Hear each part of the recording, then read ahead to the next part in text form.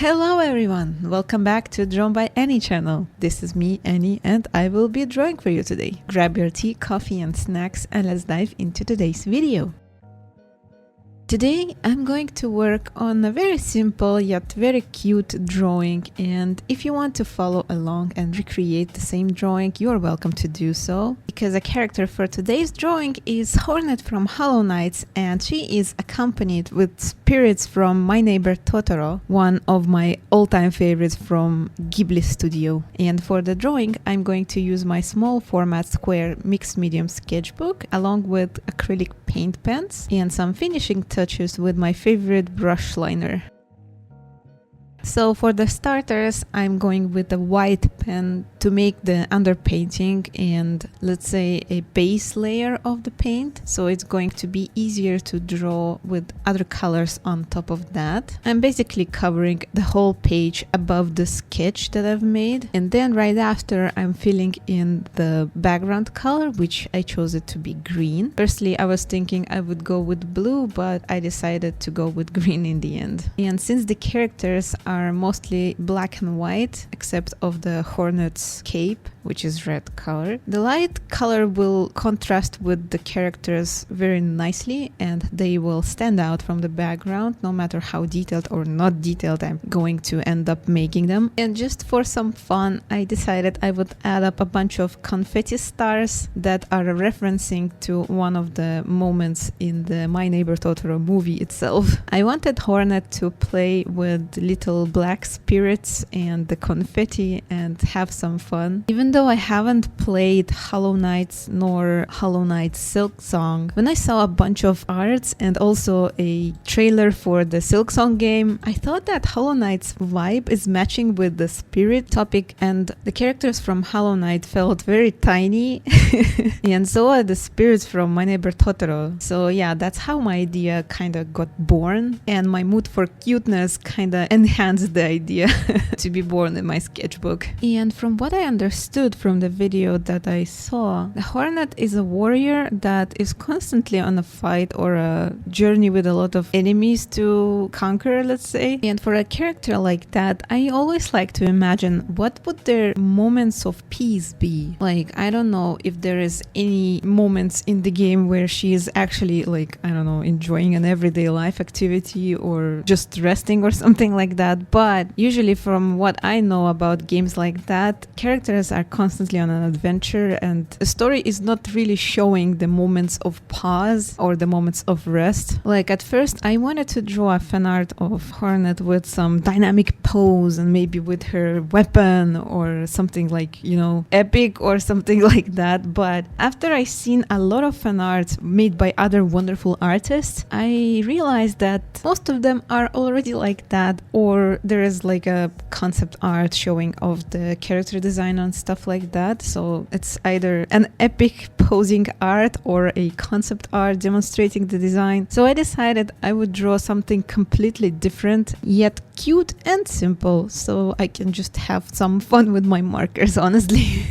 And not to mention that it's always nice to see a warrior that is known for being very fierce and, you know, a good warrior and a fighter in a setting of having fun or just being at peace with themselves.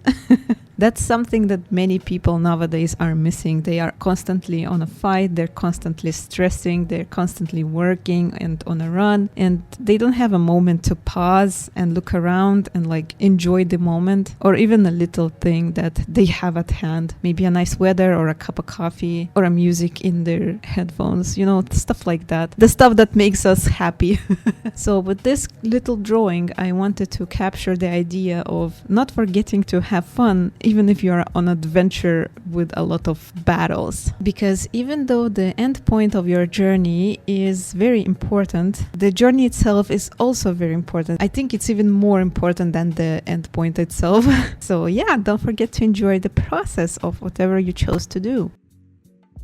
There is something that I have learned while working with acrylic paint pens and the brush liner that I use for making the final touches. One thing is to put it on top of the paint, because if you want to fix anything later, line art will be lost and you will have to do it all over. And second thing is to be very careful, because it's not going to dry completely in first second, so you gotta give it a little moment to dry off, because normally when you're putting your ink from your liners on a paper, it's kind of going into the paper fibers instantly or within a few first seconds, and it's not going to smudge. But acrylic paint is hydrophobic, so the lines that are on top of it are going to need some time to dry off. So if you're left-handed like me, I suggest you start your line art from top right corner and work in lines that are going towards bottom left corner. Like, keep this in mind, to put ink in this kind of order, because that way it's way less chance for you to smudge your line art if you're forgetful like I am.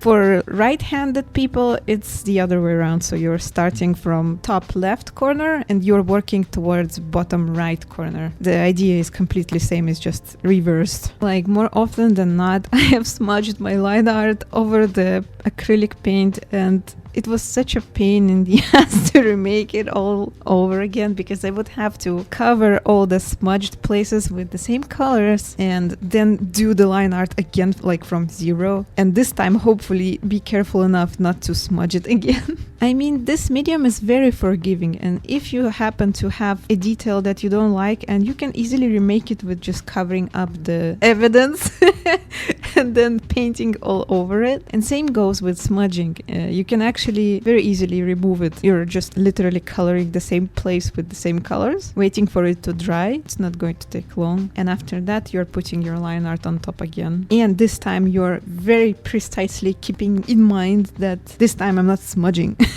Or you can also draw with your hand hanging in the air, but I've never learned to do so, so I'm just gonna use my good old methods that I've used all my life. By the way, do you draw with your hand on paper or canvas, or you actually hold it in mid-air? Because I've heard people that were studying in the art school were taught that they're supposed to hold their drawing hand mid-air. I don't know if that's true. Also, let me know in the comments if you have played the Silk Song game and if you liked it or not. And what is your favorite Ghibli Studio movie? I've watched over 10 of them, I think, and My Neighbor Totoro is still my all-time favorite till this day. But for today's drawing, that is it.